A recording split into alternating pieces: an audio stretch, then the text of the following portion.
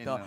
Before we start with the Q&A with the press, kukunan ko lang ng message, of course, the head of Dreamscape, Sir Deo Endrinan. Please, a word or two from our boss. Good evening. Thank you very much for the support and for coming today. Maraming salamat sa aming napakagaling na cast, staff, creatives, directors. Sana po tulungan nyo kami to spread the word. This narrative works in two ways. First, it's a reality check for our kids. At the same time, it's a cautionary tale for the parents and for the family. Because much of who our kids are now is really brought about by the values of the family that raises them. So, yun po ang gusto naming sabihin for this ano. It's we need your support because this is not your ordinary primetime teleserye. We're trying something different. We're trying to level up some more. We're trying to talk to the YAs, and it's a very important market globally and regionally, the young adult market. So this is our first try to have the young adults on prime time. So please do support us. Maraming salamat. We learned a word today, YA crowd. Sir Deo, thank you Right. for ano. Iba talaga wisdom ni Sir Deo, no? Iba. Ang dami Grabe. mong nalala. And congratulations from the Content Asia Awards, Sir Deo. Yes! For the Silver and Bronze Awards for Flower of Dirt Evil and Dirty Linen. and Dirty Linen. Correct. Congratulations. Okay, simulan na natin ang Q&A. We missed him sa Dirty Linen. That is, kailangan siya ang unang magtanong ngayon. Usually, huli siya, but tonight, she is shooting the first set of questions. Alex Brosas. Si Alex ang una. Okay. From DTT. oo. No! Nasa warpath yan ngayon. Medyo nakakaayan. Thank you for the love, for Dirty Linen. Yeah, Sobra. thank you, Mare, Ren. thank you. Tawag dito. I'll start with you, the one in lenses. Baron. Husay, no? Baron, you were good when you were bad. Diba? You were best when you are bad. What is the joy of playing a character that is hated? I'm here. Here, I'm ayan. here. I'm here. Beside I'm here. Leo, Do I right need here. to stand? Okay, I will. Thank you. Ah. Thank you. Ang ganda niyo po. Okay, thank Wow. you. Enough of the compliment. Oh, taray mo naman. No, I'm not. That's how I'm he just is. joking. Sige po, madam. Iba din kasi yung binigay mo, Baron, nung nakapanood namin. Oh, yeah. Yeah, I saw you in The Ironheart.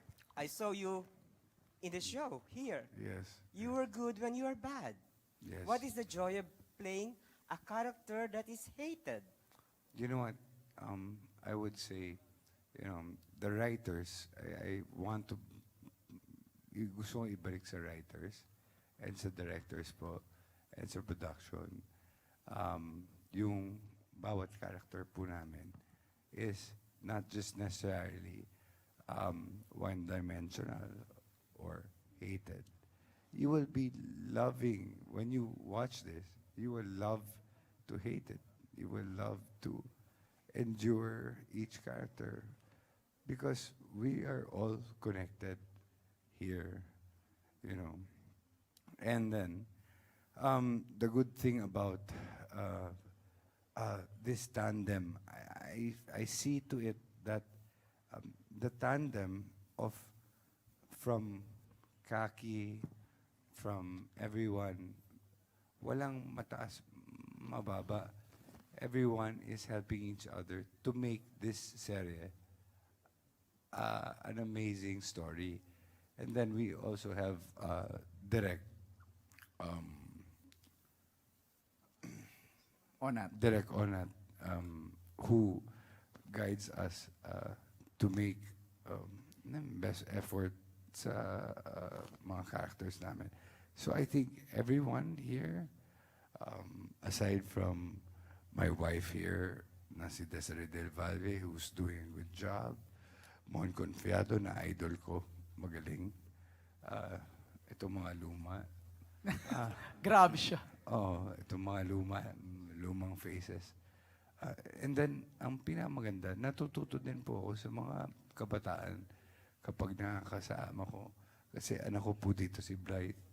Anak ko rin po si Elijah. Elijah. So, nagtutulungan po kami dito. Walang pataasan ng iye. Kaya nga ako sobrang natutuwa dun sa sinabi ni Tita Sylvia Sanchez na, walang pa-star dito Noong umpisa pa lang. And ganun po yung nangyari. Down to earth, lahat trabaho lang talaga. Okay. Para paganayin. Salamat. Okay, Okay. thank you. Nahihilig ka sa mga lead villain, from John Arcilla to Baron Geist. Yeah, Iba ka, Mare. Go ahead. May isa pa. Miss Sylvia Sanchez. You seem to play a character that is of minuscule proportion. Meaning, parang it's a small character for you to play considering that you have achieved so much as an actress. You've won awards here, there, and everywhere. What was the compelling reason why you accepted the character of a security guard? Is it because your character has a promise while the show is ongoing? Yes, Alex. Malaki yung role na yon. Okay? After ng HKM, huwag kang mangamba. Sinabi ko, papahinga muna ako. So, ginawa ko yon. Years ako nagpahinga. Tapos may mga offers naman na mga dumating. Tinanggihan ko.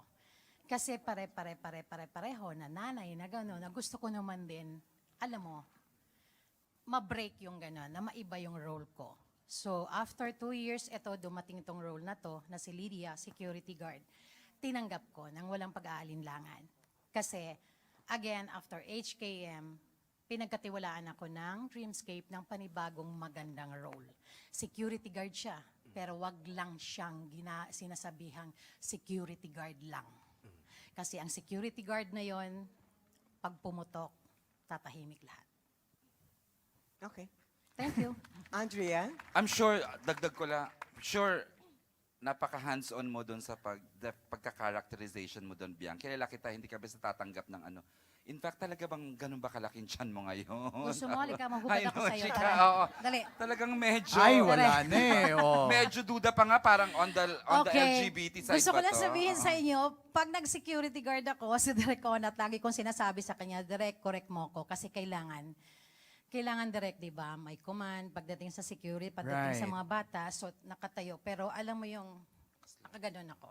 Slouchy. Yes. Tapos pati, panoorin nyo na lang, ang hirap mag-describe. Kailangan i-physicalize Oo. niya, yung pagiging security So, guard. Okay. Yan, thank you naman. At Thank you, napansin Alex, nyo. oo, Thank for you, the thank ano. you. Andrea? Yes po. It seems to be you're very lucky these days. Kasi sunod-sunod ang projects mo, di ba? Playing two characters here, which is more of a challenge? Yung Sky or yung, I forgot the other. Luna. Luna. Nice question. First of all, thank you so much for calling me lucky, but I don't think I'm lucky because I think I've earned this spot also after working for more than a decade. But thank you so much. Thank you so much. I think mas challenging po for me is Sky kasi si Luna yung emotions niya, mas kita nyo agad lahat, mas kita nyo agad yung vulnerability niya, at saka mas vocal po kasi si Luna, pero si Sky mas paloob po kasi lahat ng emotions niya and hindi siya talaga, hindi siya makunot, hindi siya iyakin, mas matapang po siya. So, mas may nahirapan po akong ilaro si Sky kasi parang paano ko gagawin kakaiba siya kasi baka mangyari maboard sa kanya yung mga tao. So, dun lang po ako. Medyo nahihirapan at saka mas gusto ko lang si Luna, mas maganda kasi siya para sa akin. Siya kasi naka-makeup eh. Charot. Pero yun lang naman po. Tsaka mas mahirap po si Sky kasi kailangan kong konting laliman yung boses ko po kasi hindi naman po talaga ganun yung speaking voice ko. Okay. Congratulations.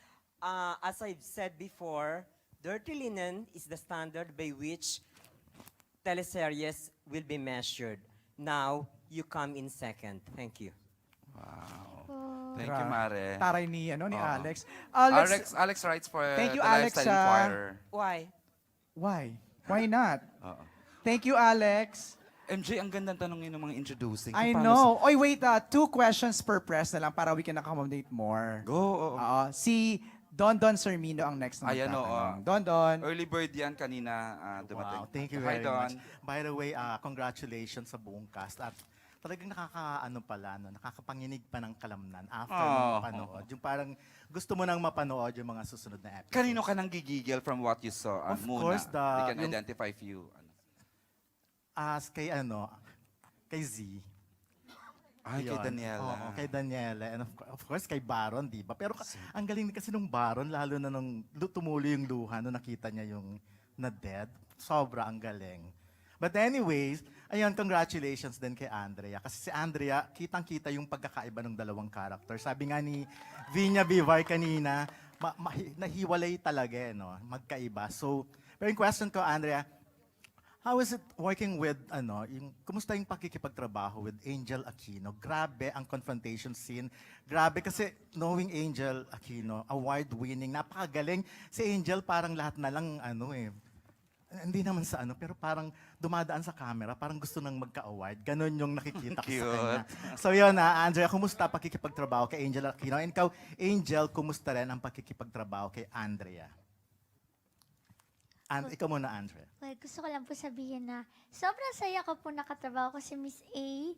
Sobrang bait po ni Miss A. At saka, medyo weird kasi actually crush ko po kasi si Miss A. Ay, wow. Ano ba to? Crush ko Ano siya to, eh. ha? Tapos nanay ko siya dito. Tapos alam mo yung kailangan ko mainis sa kanya. Medyo mahirap lang po yun on my end. Pero apakagaling po ni Miss A at saka sobrang totoo siyang tao. Masarap po siya kakwentuhan. And very supportive po si Miss A. Sobra po. At kalog din siya na sasakyan niya po yung kabaliwan ko po sa taping. Kaya thank you so much, Miss A. At ang ganda-ganda niya. Hala, ay, na naman ako. Basta, of course po, it's an honor po talaga na maka-eksena ang isang Miss Angel Aquino. It's an Walang honor. intimidation factor because yung kahusayan niya, wala kang na-feel Ako yung na ganun. intimidated At- sa kanya. Why? Sobra.